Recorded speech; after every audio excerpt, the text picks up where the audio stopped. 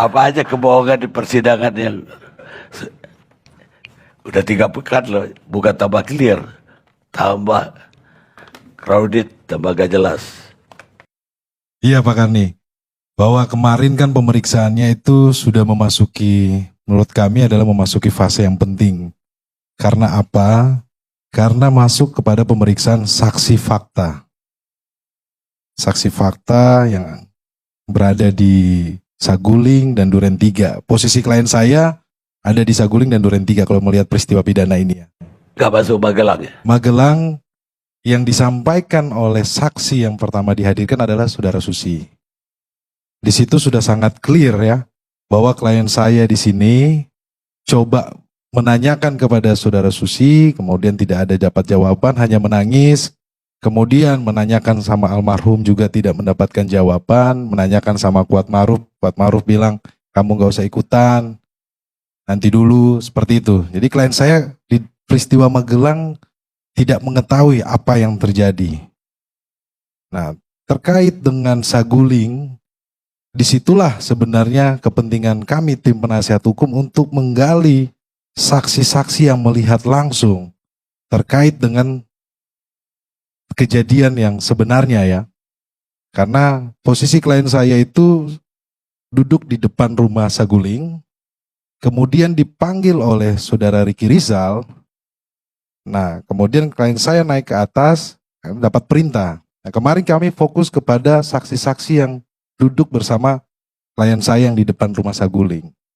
Dan di situ oleh salah satu saksi, namanya Daden, yang merupakan ajudan juga, itu melihat bahwa Ricky memanggil Eliezer Baradae. Di dalam BAP yang disampaikan oleh klien saya, bahwa Ricky Rizal memanggil dengan menyampaikan, kamu dipanggil Bapak. Klien saya menanyakan ada apa, nggak tahu. Itulah klien saya naik ke atas. Dengan CCTV juga pun dicocokkan betul, ada naik ke lantai 3. Itu yang di rumah Saguling. Kemudian masuk ke rumah Duren 3, setelah terima perintah itu kan mereka bergerak ke Duren 3. Nah di rumah Duren 3 itu klien saya memang yang duluan di mobil yang bersama Putri, PC, kemudian KM, kemudian RR, kemudian klien saya bersama almarhum berlima. Nah di situ juga disampaikan bahwa melihat tidak Richard Eliezer ini naik ke mobil. Nah disampaikan oleh saksi yang melihat itu Romer. Benar, Baradae ini di panggilan terakhir dia masuk di mobil. Dia duduknya itu di belakang. Karena bergeraklah ke rumah Duren 3. Tidak lama kemudian Saudara Ferdi Sambo ini berangkat juga ke rumah Duren 3. Nah di situ buat kami yang penting adalah saksi yang bersama Saudara Ferdi Sambo.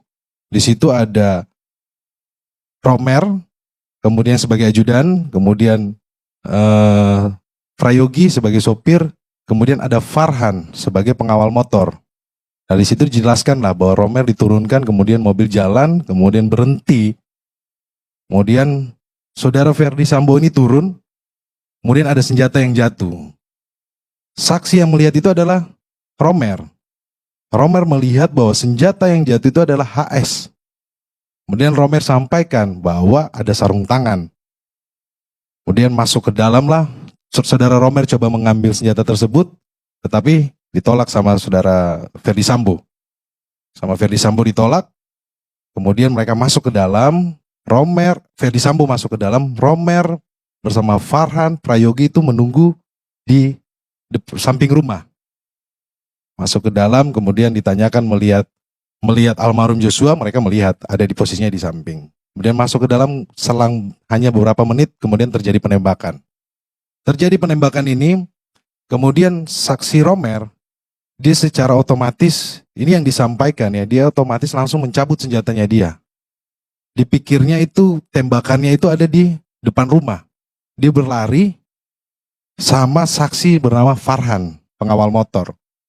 Kemudian masuk lagi ke dalam karena penembakannya ternyata tidak di luar, ternyata dari dalam mereka masuk ke dalam dan bertemu sama Ferdi Sambo. Dan posisinya Ferdi Sambo mengangkat tangan. Romer sudah mengokang pistol, udah menuju ke Verdi Sambo. Terus kemudian Verdi Sambo sampaikan itu ada masalah di dalam ya, ini ada ibu di dalam gitu. Apa namanya? Ada masalah di dalam. Akhirnya Romer masuk ke dalam. Nah disitulah Romer bertemu sama Richard Eliezer. Kemudian Romer menanyakan, ada apa Cat? Dengan tangan gemetar, Richard menyampaikan, saya refleks bang. Tapi tangannya gemetar. Kemudian gak lama Verdi Sambo masuk ke dalam lagi, kemudian Verdi Sambo menyenggol Romer dan sampaikan kalian tidak bisa jaga ibu. Jadi saksi yang penting ini adalah menjelaskan posisi yang di rumah Duren 3. Kemudian saudara Romer menyampaikan, ditanya oleh majelis hakim, kamu mendengar berapa tembakan? Lebih dari 5 tembakan. Tembakan yang pertama 3 kali, kemudian ada tembakan lagi yang menyusul. Nah itu juga pun ditanyakan kepada saksi Prayogi dan Farhan, mereka menyampaikan seperti itu. Jadi itulah peristiwa yang ada di Duren 3 yang menjadi petunjuk atas peristiwa adanya penembakan atau pembunuhan di Duren 3. Kalau demikian halnya, di mana letaknya? Ada yang bohong, ada yang berubah-ubah, ada yang bertentangan. Saksi-saksi mana? Saksi Susi. Susi udah jelas bola-balik. Iya, bertentangan. Jadi sekarang saksi Brigadir RE sendiri, berada RE dengan saksi Kuat dan saksi yang lain, apa selaras? peristiwa yang ada di dalam rumah Duren 3, saksi KM tidak melihat Verdi Sambo menembak. Kemudian saksi RR menyampaikan tidak melihat Verdi Sambo menembak. Jadi yang melihat siapa aja? Tidak ada yang melihat.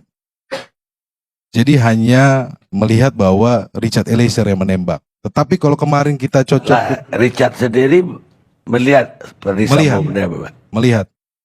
Ada saksi penembakan. Karena kemarin kita cocokin jeda tembakannya, Pak Karni. Karena menurut saksi Romer itu 3 kali penembakan, kemudian ada jeda, kemudian ada tembakan lagi, tang-tang. Nah, jadi itu tidak hanya Romer, saksi dari security kompleks juga menyampaikan, Marzuki itu. Oh, ada 3 kali awalnya. Awalnya, kemudian habis itu ada penembakan. Yang beruntun itu sampai berapa kali? Kalau kita lihat di olah TKP itu kan ada saudara Verdi Sambo menembak ke tembok. 5 kali kalau nggak salah. Iya. Yang lain negaranya juga 5 kali. Betul. 3 kali kemudian 5 kali. Sekarang ada yang mengatakan kan penembakan terakhir dilakukan oleh Verdi Sambo sendiri. Betul. Itu pengakuan dari Richard Eliezer. Yang lain ada yang lihat nggak? Mereka sampaikan mereka tidak lihat. Jadi hanya Richard aja. Richard Eliezer. Ya paling kalau ada saksi lain. Ya pastinya kan kita lihat dengan alat bukti yang lainnya kan Bang Karni. Tetapi tahapan pemeriksaan saksi yang dari Romer kemudian security ini membuka pintu masuk lah.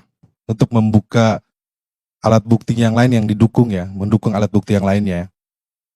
Karena ini bukan Richard Eliezer saja yang bicara ya masalah penembakannya. Karena faktanya adalah ajudan mendengar tembakan itu 3 kali pertama, kemudian ada jeda, ada tembakan lagi.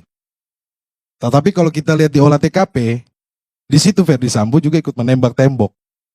Dia sempat jongkok, nembak lagi ke arah sini, kemudian nembak di tembok. Tapi nembak Yosua juga awalnya. Kalau dari Verdi Sambo kan membantah ya. Iya. Jadi memakai peran berganti. Dari kelihatan. Klien saya sampaikan seperti itu. Bahwa Verdi Sambo menembak. Baru nembak ke atas. Iya.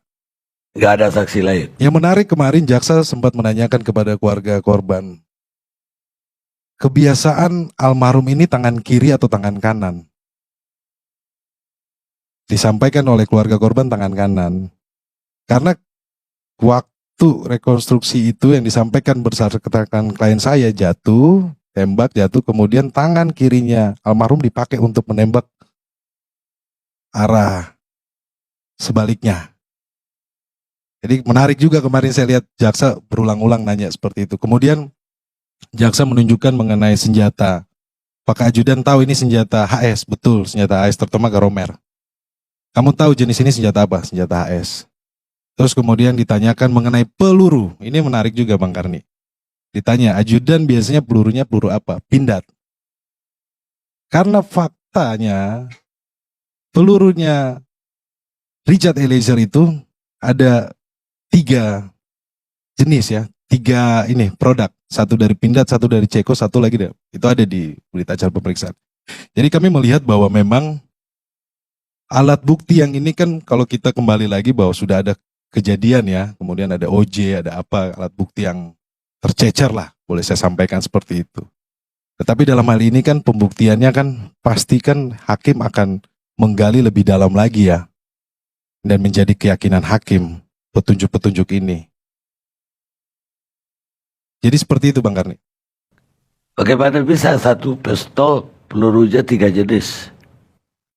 Itulah yang nanti di persidangan agenda pembuktian Bang Karni kan. Jadi kami sedang mempelajari berkas, kami melihat bahwa memang faktanya adalah peluru-peluru ini peluru dari Richard Eliezer. Makanya kalau Ini yang dia hanya pegang satu pistol. Cuma kan kita harus ingat bahwa ketika Richard Eliezer menyerahkan pistol, dihitung pelurunya ada berapa? Ada 12 dari 15. Tetapi di TKP itu pelurunya adalah peluru Richard Eliezer, ada 8. Nah, hal-hal seperti ini yang pastinya nanti kita akan uji di persidangan Bang Karni. Ya, kalau saya tertariknya 3 jenis tadi itu. Karena peluru AS itu gak bisa dipakai ke Glock. Betul. Begitu juga sebaliknya. Richard Eliezer menyampaikan bahwa saudara Ferdi Sambo menembak pakai Glock. Jadi berarti bukan pistol AS. HS itu yang menembak ke tembok. Dia nembak lagi Ferdi Sambo pakai AS ke tembok gitu. Iya. Tapi kepala si Glock. Yosua pakai Glock. Tapi Richard sendiri menembak pakai Glock. Pakai Glock. Glock 17. Nomor serinya ada. Jadi pas dicocokkan nama alat bukti, betul itu Glocknya Richard Eliezer. Pelurunya sesuai. Jadi ada 2 Glock di peristiwa Di itu. TKP. Satu punyanya Ferdi Sambo, satu punyanya Richard Richard. Eliezer.